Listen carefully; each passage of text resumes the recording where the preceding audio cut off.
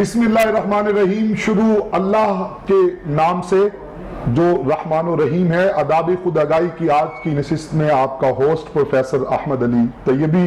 امید ہے اللہ کے فضل و کرم سے آپ کا رمضان المبارک خیریت سے گزر رہا ہوگا. مالک ارض و سما اس آخری عشرے کے ان آخری ایام کے پل پل کو ہمیں نیکی کے ساتھ اچھے اعمال کے ساتھ گزارنے کی توفیق عطا فرمائے. آج کا ہمارا موضوع سود اور اس کی برائیاں، مسلم معاشرے پہ اس کا اثر. ہمارے آج کے پینل میں ہمارے ساتھ شامل ہیں محترم عالی مرتبہ ڈاکٹر عبدالرؤف موئینی صاحب. آپ کالمسٹ ہیں روزنامہ نوائے وقت اور مدیر ہیں مجلہ معین الاسلام بیربل شریف کے. ان کے ساتھ تشریف رکھتے ہیں محترم پیر وارث علی طیبی صاحب، اور رائٹ سائڈ پہ ہمارے ساتھ تشریف رکھتے ہیں عزت مآب محترم صاحبزادہ پیر محمد عمر نقشبندی صاحب. پیر صاحب آپ کی تشریف آوری کا بھی شکریہ. نعت رسالت مآب صلی اللہ علیہ وآلہ وسلم کے لیے ہمارے ساتھ تشریف رکھتے ہیں محترم محمد فیضان رضا قادری صاحب. آج کی وزن کا حسب معمول ہم صحیفہ انقلاب کی آیات بینات سے آغاز کرتے ہیں. تلاوت کی سعادت حاصل کریں گے محترم پیر محمد عمر نقشبندی صاحب. جی پیر صاحب. أعوذ بالله من الشيطان الرجيم.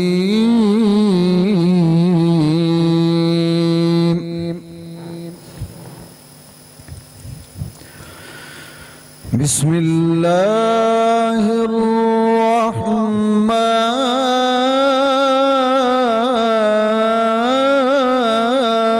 الرحيم.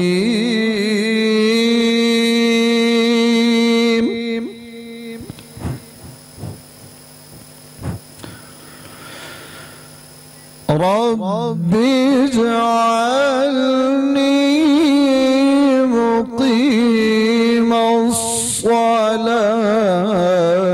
ومن ذريتي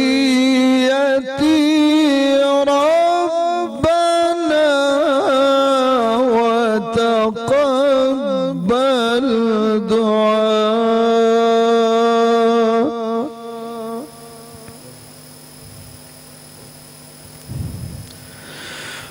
ربنا اغفر لي ولوالدي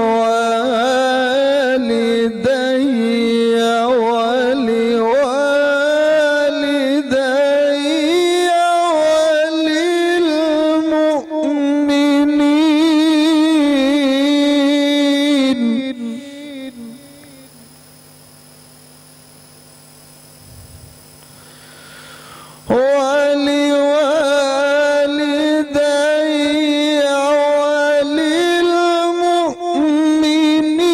وللمؤمنين يوم يقوم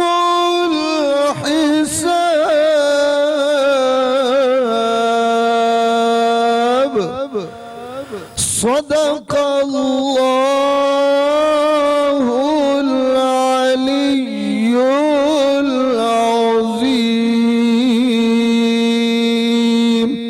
سبحان اللہ. صحیفہ انقلاب کی آیات بینات کی تلاوت کی سعادت حاصل کر رہے تھے محترم پیر محمد عمر نقشبندی صاحب.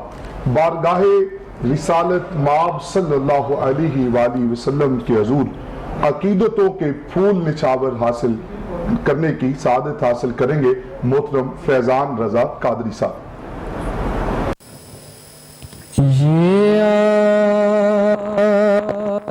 نہیں کہ دعائیں ہزار دو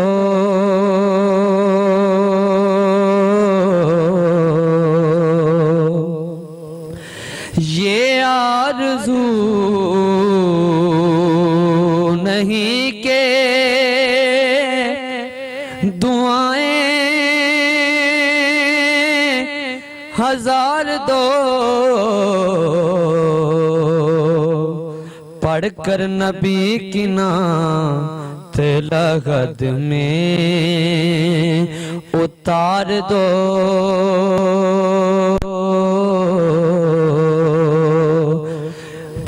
مرنا مرنا ہر کوئی آکھے اوڑ کے ایک دن مرنا جس مرنے وچ سونا راضی اس مرنے تو کی ڈرنا ایک گل میری یاد جے رکھنا جس دن مرنا سب کچھ کرنا سب کچھ کر کے میرا منہ روزے ول کرنا منہ روزے ول کر کے میری اکھیاں بند نہ کرنا شاید میرا سونا آوے میں دیدار حضور دا کرنا پڑھ کر نبی کی نعت لغت میں اتار دو دیکھا ابھی ہے نظر نے جمال یار دیکھا ابھی ہے نظر نے جمال یار اے موت مجھ کو تھوڑی سی مہلت اتار دو سنتے ہیں جان کونی کا ہے لمحہ بڑا کٹھن سنتے ہیں جان کونی کا لمحہ بڑا کٹھن لے کر نبی کا نام لغت میں اتار دو لے کر نبی کا نام مجھے لمحہ گزار دو ڈیئر ویورز ہر برائی کے دو پہلو ہوتے ہیں انسان عقل کے ترازو سے ہر چیز کو تولتا ہے اس میں برائی کے ساتھ ساتھ نقصان کے ساتھ ساتھ اس کو اپنا دنیاوی نفع بھی نظر آ رہا ہوتا ہے اسی نفع بخش پہلو کی وجہ سے ہر معاشرے میں ہر طرح کی برائی جو ہے وہ رواج پاتی ہے آپ مثال کے طور پہ دیکھ لیجئے قتل ہے تو اللہ نہ کرے اس کے پیچھے بھی کہیں مفادات ہیں کہیں ذاتی اناد ہے کہیں ذاتی انا ہے کہیں رنجشیں ہیں تو کہیں مال و زر کی ہوس ہے چوری ہے ڈاکہ ہے شراب نوشی ہے یہ سب برائیاں اسی قسم کی ہیں اور ان میں سب برائیوں کے محور و مرکز کو اپنے لیے دنیاوی فوائد روب دبدبہ اور دنیاوی جاہ و جلال نظر آ رہا ہوتا ہے اسی طرح سے ان تمام امور میں ایک جو برائی ہے وہ ہے کاروبار زیست میں سود کا لینا سودی کاروبار کا کرنا اس کا خمیازہ پوری قوم کو بھگتنا پڑتا ہے ہر شخص اپنے فائدے کے لیے اپنے مفاد کے لیے دوڑا چلا جاتا ہے اور رفتہ رفتہ پوری قوم اس مصیبت میں پھنس جاتی ہے اور ان کی اخلاقیات اور انسانیت مردہ ہو جاتی ہے مال و زر کی ہوس میں اپنی حیا عزت تک کو انسان داؤ پر لگا دیتا ہے وہ بھول جاتا ہے کہ ہم سے پہلے بھی تم سے پہلے بھی یہاں کوئی تخت نشین تھا اس کو بھی اپنے خدا ہونے کا اتنا ہی یقین تھا وہ یہ بھول جاتا ہے کہ مالک کے ارض و سما کا فرمان ذیشان ہے تلک الایام نداولها بین الناس وہ یہ بھول جاتا ہے کہ یہ سب کچھ فانی ہے ہمیں دار بقا کی طرف لوٹ کے جانا ہے اور اس سود نے ہمارے معاشی نظام میں گھس کر معاشی نظام میں اتنی اہم جگہ حاصل کر لی کہ دیکھنے والا اسے معیشت کی ریڑھ کی ہڈی کہتا ہے اور یہ سمجھتا ہے کہ اس کے بغیر نظام حیات یا کاروبار چلانا ممکن ہی نہیں اور اس سب کی مین اور مرکزی وجہ بحثیت قوم ہمارا اپنے مرکز یعنی قرآن و سنت سے کٹ جانا آقا کریم صلی اللہ علیہ وآلہ وسلم کا اس ضمن میں ایک خوبصورت فرمان ذیشان ہے. حضور نے فرمایا ہر امت کے لیے ایک فتنہ ہوتا ہے یا ایک فتنہ تھا. میری امت کا فتنہ جو ہے وہ مال ہے. صحیح مسلم میں ہے سرکار دو عالم نور مجسم صلی اللہ علیہ وآلہ وسلم نے ارشاد فرمایا اللہ کی لعنت ہو سود لینے والے پر, سود دینے والے پر, اور سودی معاملات پر گواہی دینے والے پر, اور سودی معاملات کا وثیقہ لکھنے والے پر, اور فرمایا کہ یہ سب گناہ میں برابر کے شریک ہیں. حاضرین ویورز, اپنے پینل سے رہنمائی لینا چاہیں گے. آج ہمیں جوائن کیا ہے انتہائی زیرک, معاملات کو سمجھنے والے محترم ڈاکٹر عبدالرؤف معینی صاحب. آپ کالمسٹ ہیں نوائے وقت کے, اور آپ مدیر ہیں مجلہ معین الاسلام بیربل شریف کے. ڈاکٹر صاحب فرمائیے گا کہ یہ جو ہمارا بینک کا نظام ہے, بینک کا جو کاروباری سسٹم ہے, اس حوالے سے ہماری اور ویورز کی رہنمائی فرمائیے گا. اعوذ باللہ من الشیطان الرجیم. بسم اللہ الرحمن الرحیم. رب اشرح لی صدری. سب سے پہلے تو میں آپ کا لاہور رنگ چینل کا بہت شکر گزار ہوں کہ جنہوں نے یہ خوبصورت محفل سجائی, اور آج کا جو ایجنڈا رکھا وہ بڑا زبردست ایجنڈا ہے, جو کہ بہت بڑی فائنینشیل ڈیزیز, معاشی بیماری ہماری دنیا کی اس وقت ہے سود کے حوالے سے. یہ بیسیکلی یہ بیماری جو ہے یہ آج کی نہیں ہے, یہ بہت قدیم بیماری ہے. اگر آپ تاریخ کا مطالعہ کریں تو یہ قبل مسیح سے یہ پہلے کا یہ سلسلہ یہ شروع ہو رہا ہے.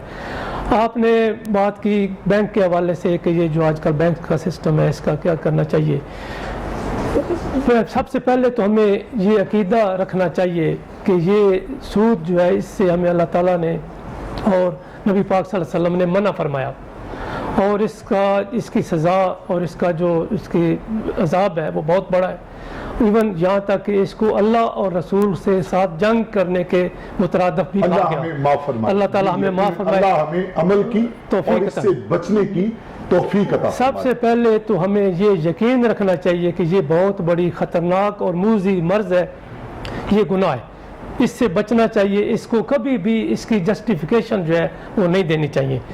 یہاں تک بات ہے کہ اس وقت اب ڈیفینیٹلی ایک سسٹم ہے کہ لوگوں نے اپنی رقم کو, پیسوں کو سیو بھی رکھنا ہے اور بینکوں میں بھی رکھنا ہے, تاکہ گھروں میں نہیں رکھی جا سکتی, چوری کی ڈکیتی کی وارداتیں ہوتی ہیں. اور جب تک کوئی ایسا متبادل سسٹم نہیں آتا کہ جو اس سے ہمیں بچا سکے, اس وقت تک تو ہمیں مجبوری کرنا چاہیے, رکھنا پڑتا ہے ہمیں. لیکن یہ سب سے پہلے اس کو گناہ سمجھنا چاہیے اور سود سے بچنا چاہیے. اگر رقم اپنی رکھنی بھی ہے تو ایسے اکاؤنٹ میں رکھی جائے جہاں پہ اس پہ سود نہ لگے. جی محترم پیر صاحب رہنمائی فرمائیے گا ہماری اور ناظرین کی کہ سود کے بارے میں شریعت ہمیں کیا حکم فرماتی ہے, قرآن و سنت کی روشنی میں رہنمائی فرمائیے گا. بسم اللہ والحمدللہ والصلاة والسلام علی رسول اللہ صلی اللہ تعالی علیہ وآلہ وسلم. وَأَحَلَّ اللَّهُ الْبَيْعَ وَحَرَّمَ الرِّبَا. فرمایا بے حلال ہے اور سود حرام ہے. پروردگار عالم نے قرآن پاک میں اسی حوالے سے ارشاد فرما دیا, اور مسلمان وہ ہے جو قرآن پہ یقین رکھے. مسلمان ہوتا ہی تب ہے جب اپنے اسلام پہ پورا یقین کامل رکھے.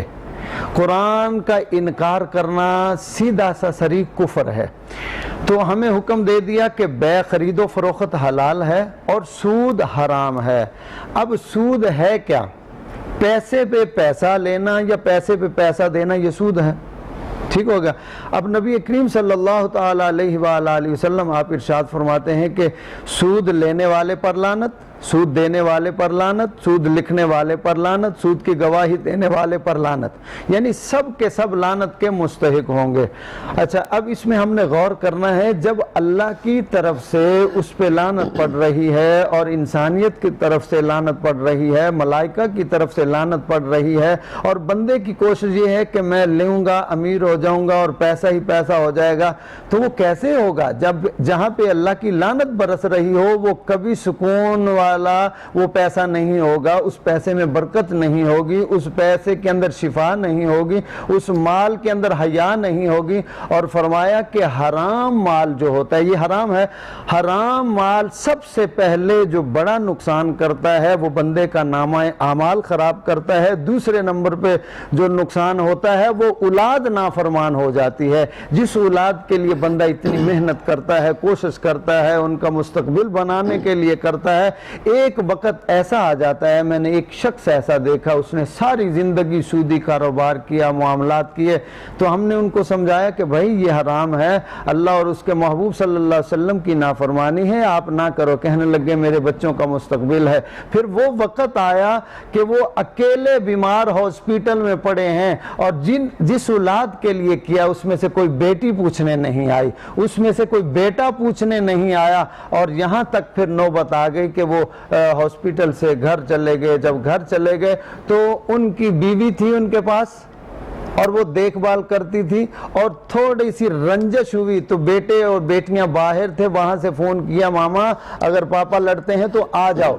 अब वो लेके वहां चले गए। अब अकेला वो शख्स रह गया जो सूद पे सारे मामलात करता था, और एक नौकर। और दूसरे दिन जब आया, रात को छोड़ गया, दूसरे दिन जब आया तो देखते क्या है, वो नौकर देखता है कि वो साहब बेड से नीचे गिरे, जमीन पे पड़े और होश नहीं है। तो इसलिए फरमाया वअहल्लल्लाहुल बैया व हर्रमर रिबा, बै हलाल है और सूद हराम है। इस सूद से हर मुसलमान को बचना लाजिम है। नाज़रीन, यकीनन खल्क़ अर्ज़ो समा ने हमें ये हदायत, ये रहनुमाई फरमाई है कुरान मुक़द्दस में। जैसे अभी पीर साहब बहुत खूबसूरत अंदाज के साथ फरमा रहे थे कि खल्क़ कुल जहां ने सूद को हराम करार दिया है, तजारत को हलाल करार दिया है।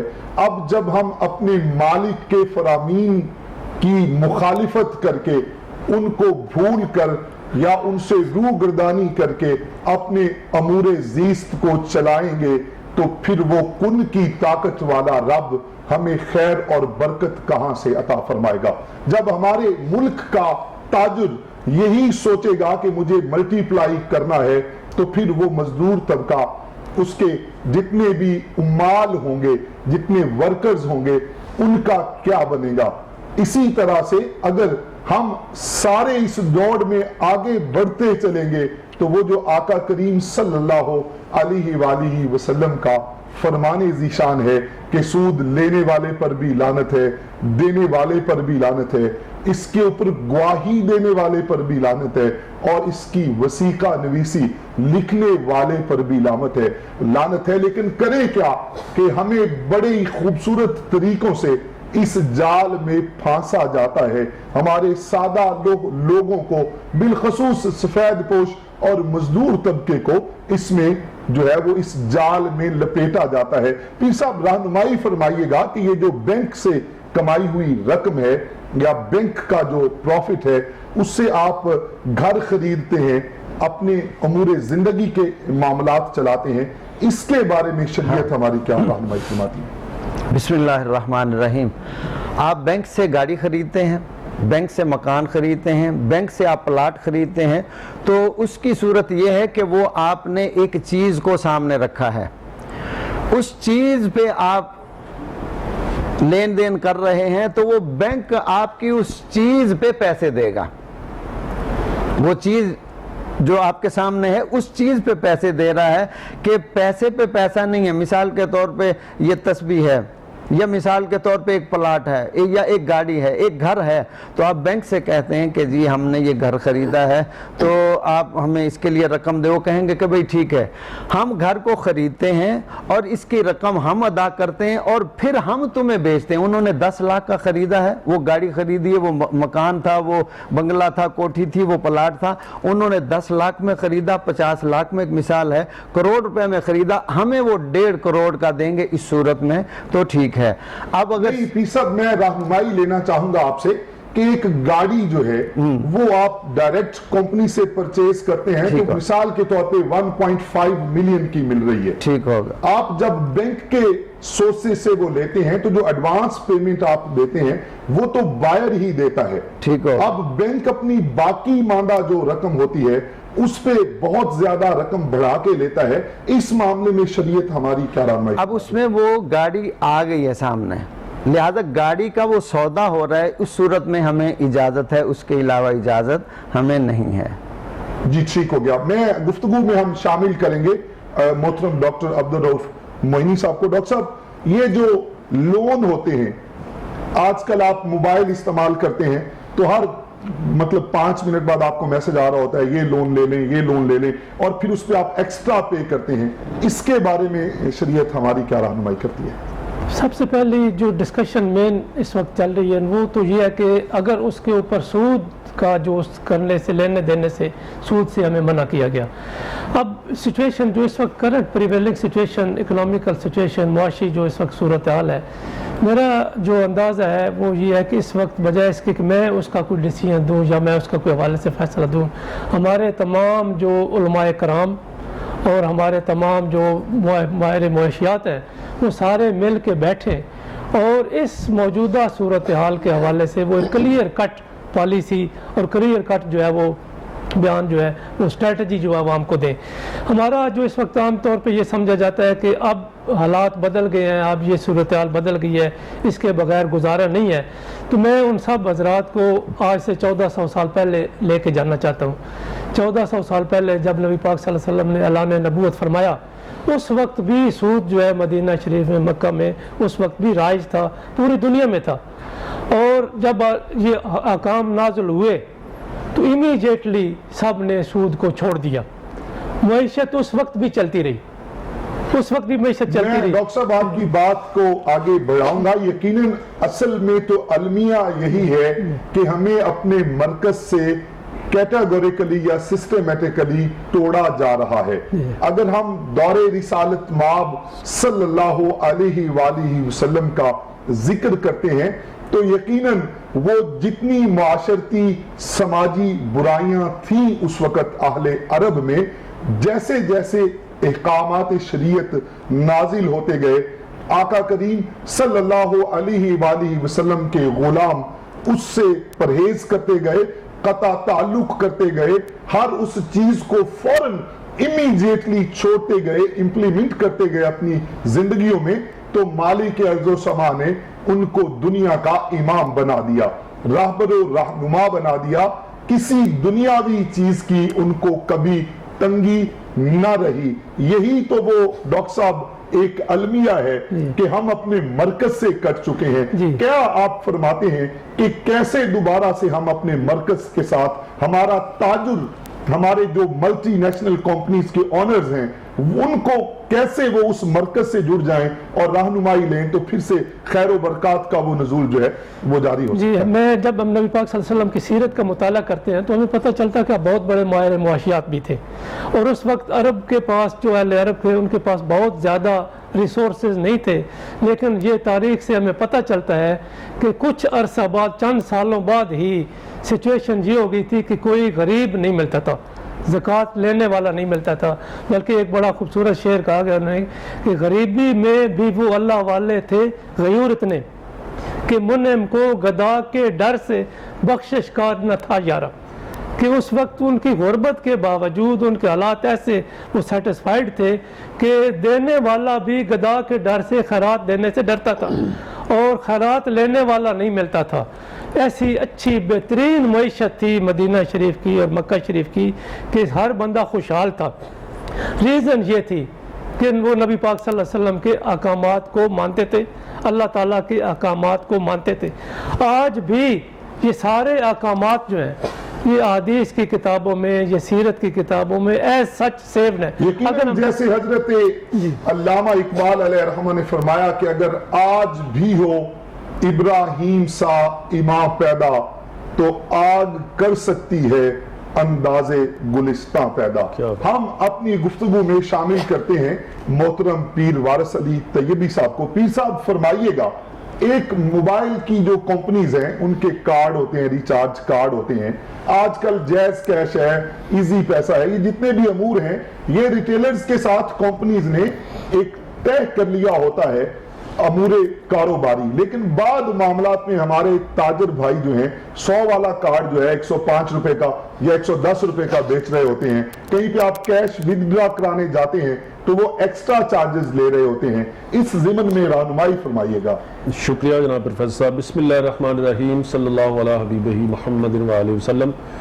جناب سب سے پہلی بنیادی چیز تو ڈاکٹر صاحب فرما رہے تھے کہ اس پہ بیٹھ کے کوئی اسکالر، کوئی علماء کرام بیٹھ کے کوئی قانون تو موجود ہے، ہمارے پاس قرآن موجود ہے، نبی علیہ السلام کا فرمان آپ نے جو حدیث مبارکہ پڑھی یہ موجود ہے۔ دوسری بات کہ اب اس معاشرے میں کیسے ہم کاروبار کریں، اس کی جیتی جاگتی سب سے پہلی مثال کہ حضرت سیدہ طیبہ طاہرہ اما ختیجہ الکبریٰ رضی اللہ عنہ بہت بڑی تاجرہ تھی، تو نبی اکرم صلی اللہ علیہ وسلم جب آپ کا مال فروخت کرنے کے لیے گئے تو آپ نے جس انداز کے ساتھ مال کو فروخت کیا، سچ کے ساتھ، حقیقت کے ساتھ، صحیح معنوں میں، تو تمام تاجروں سے جو جس میں بھی چھوٹی موٹی کوئی مسٹیک تھی سب سے اچھے لیول پہ حضور نے مال کو فروخت کیا اور سب سے بیسٹ منافع اور سب سے زیادہ پرافٹ لے کر حضور مکہ مکرمہ میں پہنچے۔ تو یہ ہم سب کے لیے بڑی جیتی جاگتی مثال ہے کہ ہم جب تجارت کریں تو کیسے کریں پرافٹ کے متعلق، اور پھر سود بھی میں تو بہت پھنس چکا ہوں، اب میں سود نہ لوں تو کیا کروں۔ دیکھیں اسلام نے ہمیں قرضہ حسنہ کا حکم دیا ہے، ہم میں ایک درد ختم ہوتا جا رہا ہے، نفرتیں پیدا ہوتی جا رہی ہیں، ہم ایک دوسرے کے مطلب کے ساتھ کام کر رہے ہیں۔ جب مدینہ منورہ میں حضور علیہ السلام تشریف لے کر گئے تو اب انصار اور مہاجرین کو اکٹھا کیا، وہ جو انصار نے مہاجرین کے لیے قربانیاں دی اور مہاجرین نے انصار کے لیے قربانیاں دی، وہ امت مسلمہ کو بتانے کی ضرورت ہے کہ جناب مسلمان اس چیز کا نام ہے، جب ہم ان چیزوں پہ عمل کریں گے تو جناب پھر منافع خوری ایک دوسرے کو دبانے کی نہیں، ہم ایک دوسرے کا احساس کریں گے۔ ایک بڑا ہی قابل غور ایک شعر ہے کہ اپنی ہی مٹی پہ چلنے کا کرینہ سیکھو، سنگے مرمر پہ چلو گے تو پھسل جاؤ گے، اور دیے کی لو سے کرو حاصل روشنی، سورج کی شعاع سے کھیلو گے تو جل جاؤ گے۔ جی یقیناً جیسے آقا کریم صلی اللہ علیہ وآلہ وسلم نے ارشاد فرمایا کہ مسلمان وہ ہے جس کی ہاتھ اور زبان سے دوسرے مسلمان محفوظ رہتے ہیں۔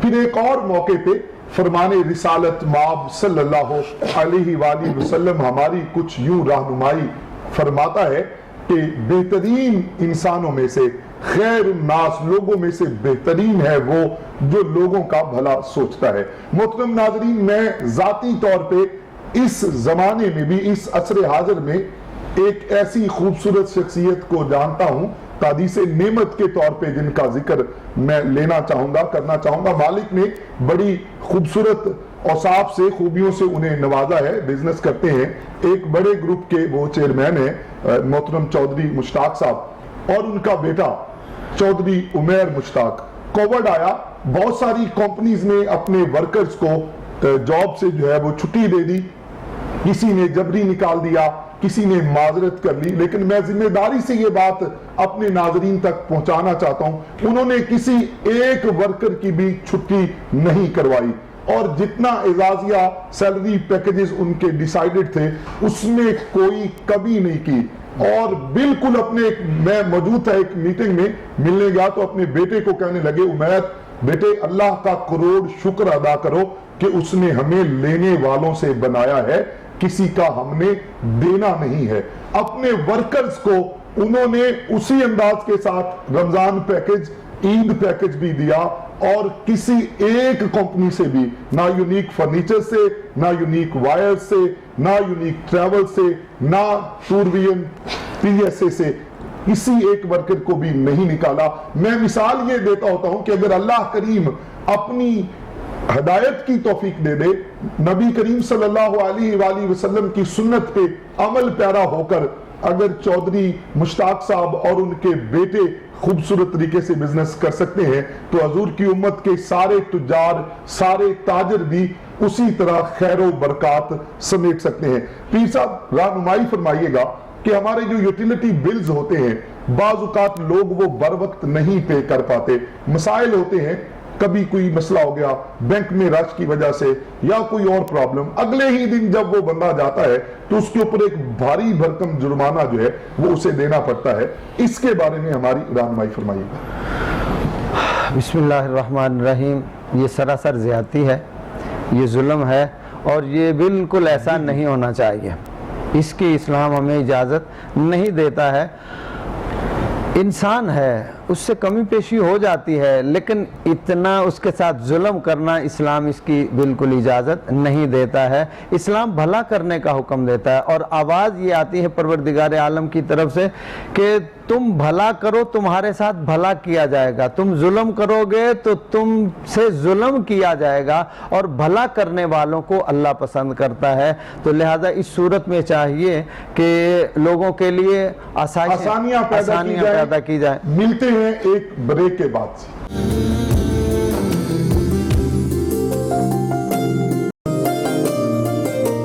آداب خود آگاہی کی اس محفل میں ویلکم بیک ناظرین، ہم بات کر رہے تھے کہ کس طرح ہم قرآن و سنت کی تعلیمات پہ عمل پیرا ہو کر اپنے امور زندگی کو آسان انداز کے ساتھ چلا سکتے ہیں۔ عصر حاضر میں بہت ساری قباحتیں جنم لے رہی ہیں، اور ہر ایک برائی کی ایک خوبصورت تشریح جو ہے کر دی جاتی ہے، جس سے سادہ لوگ جو ہے اس کے بہکاوے میں آ جاتے ہیں، لیکن امور زندگی میں معاملات سلجھنے کی بجائے الجھتے چلے جاتے ہیں۔ بریک کے بعد ہمیں جوائن کیا ہے نوجوان سماجی رہنما ملک شان صاحب نے۔ ملک صاحب آپ کو بھی خوش آمدید کہتے ہیں۔ رہنمائی لیں گے ڈاکٹر عبدالرؤف معینی صاحب سے، چونکہ آپ جس ادارے سے وابستہ ہیں، جس مجلہ معین الاسلام کے آپ مدیر عام ہیں، اس ادارے میں کم و بیش 1200 طلباء جو ہیں زیر تعلیم ہیں، کروڑوں کا بجٹ ہے۔ اللہ تعالیٰ اور اس کے پیارے رسول صلی اللہ علیہ وآلہ وسلم کے بتائے ہوئے احکامات پہ عمل پیرا ہوتے ہوئے اگر ادارہ معین الاسلام آسان انداز سے چلایا جا سکتا ہے، تو اگر ہم اپنی نجی زندگیوں میں باقی آرگنائزیشنز اور ادارے بھی اسی طرح قرآن و سنت کے مطابق چلنا چاہیں تو کیوں نہیں؟ ڈاکٹر صاحب رہنمائی فرمائیے گا میری اور ناظرین کی کہ کس آسان انداز کے ساتھ امور ادارہ معین الاسلام جو ہیں قرآن و سنت کی تعلیمات کے مطابق چل رہے ہیں۔ بہت شکریہ طیبی صاحب۔ سب سے پہلے جو امپورٹنٹ چیز ہے، ہمیں اس حقیقت پہ ہمارا یقین ہونا چاہیے کہ پوری کائنات کا نظام اللہ تعالیٰ چلا رہا ہے۔ اللہ تعالیٰ نے کائنات کو تخلیق کیا، نظام بھی چلا رہا ہے اور چلاتے رہنا ہے انشاءاللہ تعالیٰ۔ جہاں تک آپ نے بات کی کہ ایسی بہت سی اگزامپلز ہیں جہاں پہ نیت اچھی ہو، خلوص ہو، تو اللہ تعالیٰ کی مدد سے عمل حال ہوتی ہے۔ ان میں ایک مثال جو ہے ادارہ معین الاسلام کی بھی ہے۔ ادارہ معین الاسلام پچھلے پروگرامز میں بھی ڈسکشن ہوئی کافی اس پہ۔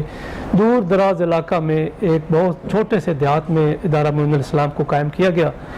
وہاں پہ کوئی بظاہر ریسورسز نہیں ہے، کوئی اس کے ساتھ زمین نہیں ہے، کوئی رقبہ نہیں ہے، کوئی بظاہر کوئی ریسورسز نہیں ہے۔ یقیناً کوئی ایسے امور تجارت نہیں ہے، کہیں ایسا نہیں ہے کہ فنڈ کو بینک میں رکھ دیا جائے اور اس کا پروفٹ لیا جائے، کہیں کوئی ایسا ٹریڈنگ سسٹم نہیں ہے، کہیں کوئی ایسا انویسٹمنٹ کا سسٹم نہیں ہے۔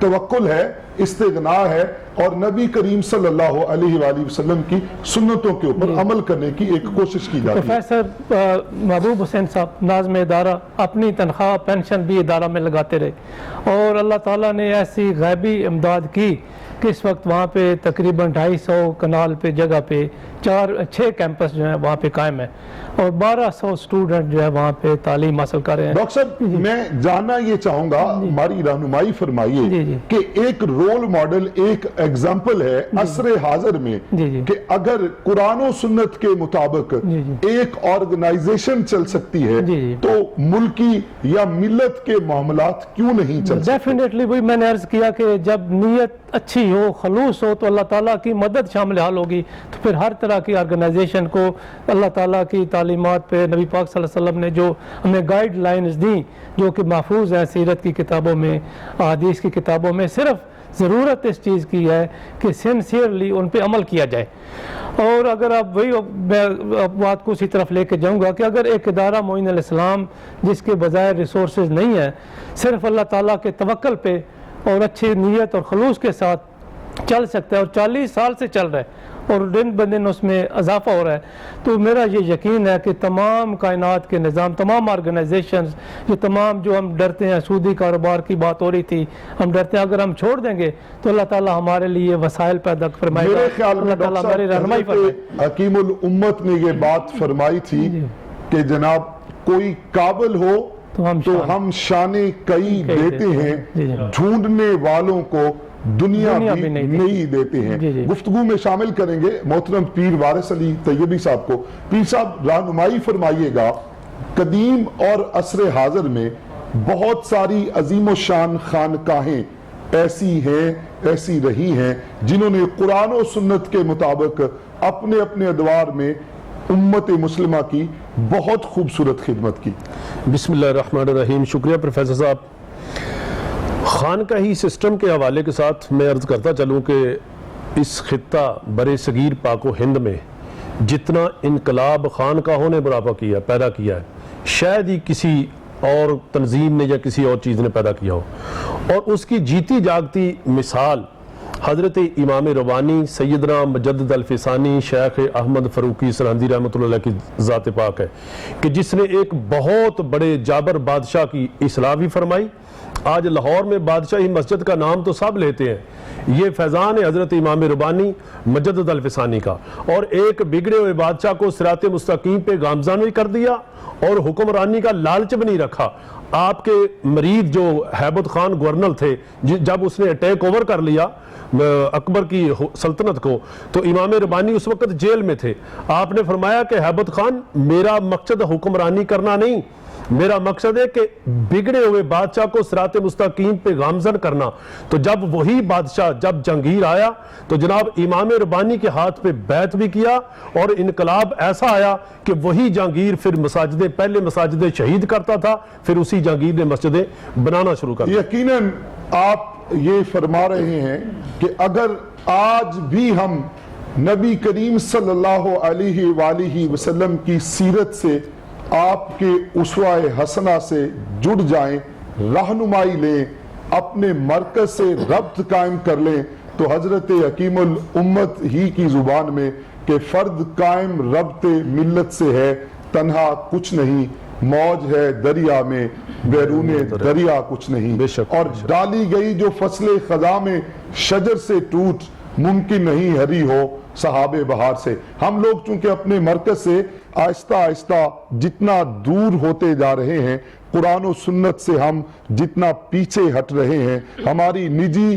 اور قومی زندگی میں اضطراب اور بے چینی کی کیفیت اسی طرح بڑھ رہی ہے. محترم پیر محمد عمر صاحب، رہنمائی فرمائیے گا کہ ہم اپنے امور تجارت میں اور امور میں کس طرح سے اس لعنت سے بچ سکتے ہیں، شریعت کیسے رہنمائی فرماتی ہے؟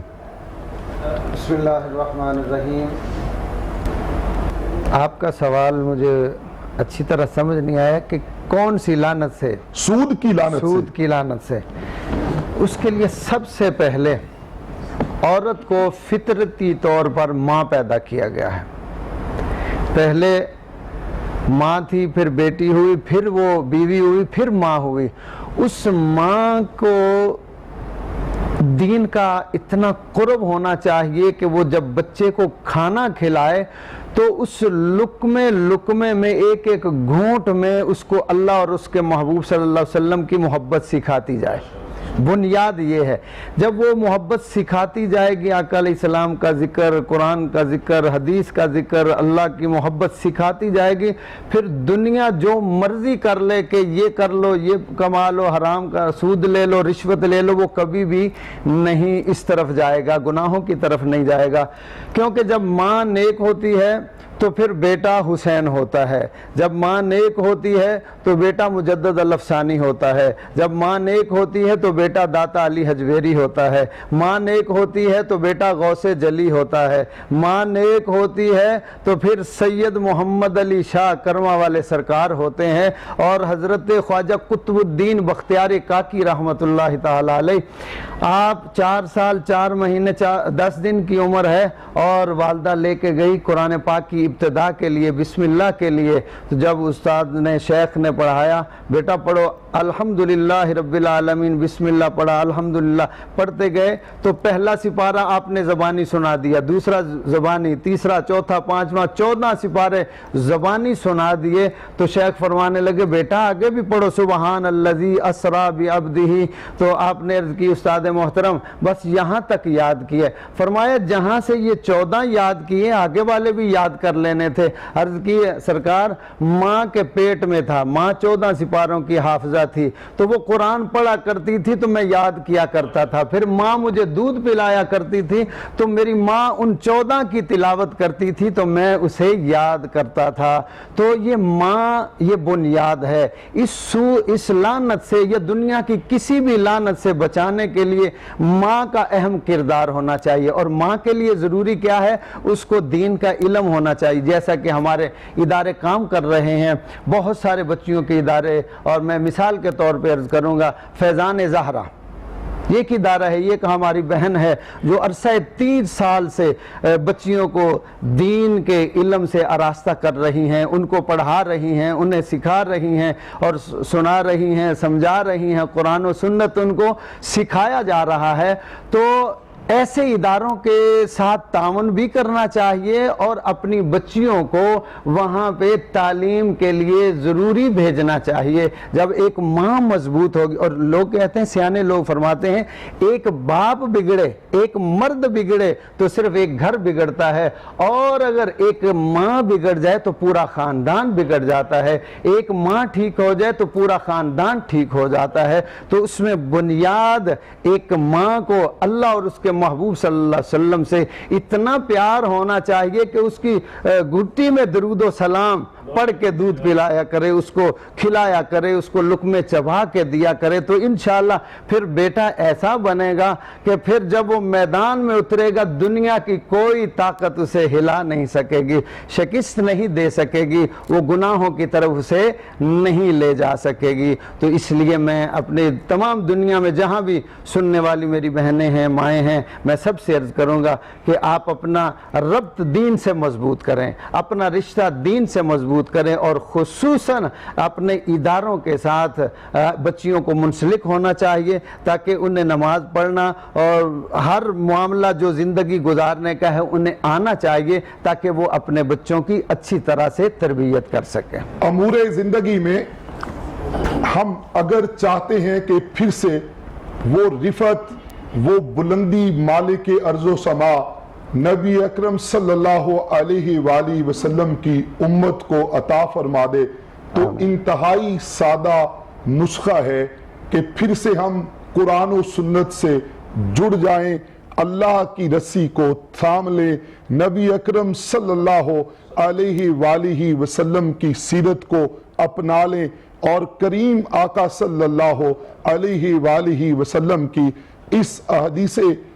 پاک کے مطابق اپنی اولاد کو اگر ہم اپنے پیارے رسول صلی اللہ علیہ وآلہ وسلم کی محبت سکھاتے ہیں، قرآن کی تلاوت کی محبت سکھاتے ہیں، نبی اکرم صلی اللہ علیہ وآلہ وسلم کی آل کی محبت سکھاتے ہیں، تو یقیناً وہ بچہ، وہ بیٹا، وہ بیٹی، وہ بھائی جس کی تربیت نبی اکرم صلی اللہ علیہ وآلہ وسلم کی محبت میں دین متین پہ سنتوں کے مطابق ہوئی ہوگی، تو یقیناً پھر سود ہو، جھوٹ ہو، قتل ہو، تجارت ہو، رشوت ہو، یا کوئی بھی امور زندگی میں ایسی خرافات ہوں جو اسے اس کے مرکز سے توڑیں گی، تو ایسا ممکن نہیں ہوگا. جس دل میں آقا کریم صلی اللہ علیہ وآلہ وسلم کی محبت ہوگی، جس دل میں عشق رسالت مآب ہوگا، جس دل میں محبت مصطفیٰ کریم صلی اللہ علیہ وآلہ وسلم ہوگی، تو دنیا کی کوئی برائی اس دل پہ اثر انداز نہیں ہو سکتی. پھر حکیم الامت نے بڑی خوبصورت ہماری رہنمائی فرمائی تھی کہ دل کے آئینے میں ہے تصویر یار، جب ذرا گردن جھکائی دیکھ لی جس دل کو اللہ کریم نے حضور کی محبت سے منور کر دیا، وہ معاشی امور ہوں، سماجی امور ہوں، لین دین کے معاملات ہوں، خانگی معاملات ہوں، آپس میں تجارت کے معاملات ہوں، پھر وہ نبی کریم صلی اللہ علیہ وآلہ وسلم کے بتائے ہوئے احکامات سے پیچھے نہیں ہٹا کرتے۔ محترم ڈاکٹر عبدالرؤف معینی صاحب رہنمائی فرمائیے گا کہ کس طرح قرآن و سنت کی تعلیمات پہ عمل پیرا ہو کر ہم اپنی زندگیوں میں انقلاب برپا کر سکتے ہیں۔ الحمدللہ یہ ہماری مسلمانوں کی خوش قسمتی ہے کہ اللہ تعالیٰ نے جو ہمیں یہ نظام دیا وہ کمپریہنسو نظام ہے، اس میں کسی قسم کی شک و شبہ کی گنجائش نہیں ہے، اور نہ ہی اس میں کوئی خامی ہے، نہ ہی اس میں کوئی کمزوری ہے۔ یہ پریکٹیکلی نبی پاک صلی اللہ علیہ وسلم نے پورے کے پورے اصول جو قرآن پاک کے ہیں وہ امپلیمنٹ کر کے ہمیں پریکٹیکلی کر کے ہمیں بتا دیے، اور ان پریکٹیکل اصولوں پہ عمل کرنے کی وجہ سے ہی مسلمان جو ہے وہ پوری دنیا پہ چھا گئے۔ ایک عرب جو قبائلی علاقوں میں یقیناً ڈاکٹر صاحب گفتگو جاری رکھتے، وقت کے دامن میں وقت نہیں، پھر ان تمام معاملات کا حل اسی میں ہے کہ کی محمد سے وفا تو نے تو ہم تیرے ہیں، یہ جہاں چیز ہے کیا لوح و قلم تیرے ہیں، اور قوت عشق سے ہر پست کو بالا کر دے، دہر میں اس میں محمد سے اجالا کر دے۔ اگر ہم آقا کریم صلی اللہ علیہ وآلہ وسلم کی سیرت کا مطالعہ کرتے ہیں، تجارت کے معاملات ہوں، لین دین کے معاملات ہوں، تو اللہ کریم کے پیارے رسول صلی اللہ علیہ وآلہ وسلم نے ہماری کامل رہنمائی فرمائی ہے۔ سیرت سیدنا صدیق اکبر ہو یا سیرت سیدنا عمر فاروق ہو، سیرت سیدنا عثمان غنی ہو، سیرت سیدنا علی کرم اللہ وجہ الکریم ہو، یا سیرت سیدنا عبد الرحمن بن عوف ہو، یہ تمام ہستیاں کامیاب تاجر بھی تھے، ایڈمنسٹریٹرز بھی تھے، اپنے اپنے وقت کے کامیاب حکمران بھی تھے۔ انہوں نے آقا کریم صلی اللہ علیہ وآلہ وسلم کے بتائے ہوئے احکامات پہ عمل کر کے سنت کا دامن تھام کر رہتی دنیا کو درس دیا کہ اگر قرآن و سنت کے ساتھ جڑے رہیں گے، خلاق کل جہاں کی کتاب قرآن پاک سے رہنمائی لیتے رہیں گے، تو ہمارے معاشرتی، سماجی، خانگی امور بھی اللہ تعالیٰ احسن طریقے سے کامیابی سے چلاتا رہے گا۔ ہمارے امور میں سکون بھی رہے گا، برکتیں بھی رہیں گی، سعادتیں بھی رہیں گی۔ اگر ہم بانٹیں گے، تقسیم کریں گے آسانیاں، تو کائنات کا مالک، کن کی طاقت والا پروردگار ہمارے لیے بھی آسانیاں پیدا فرمائے گا۔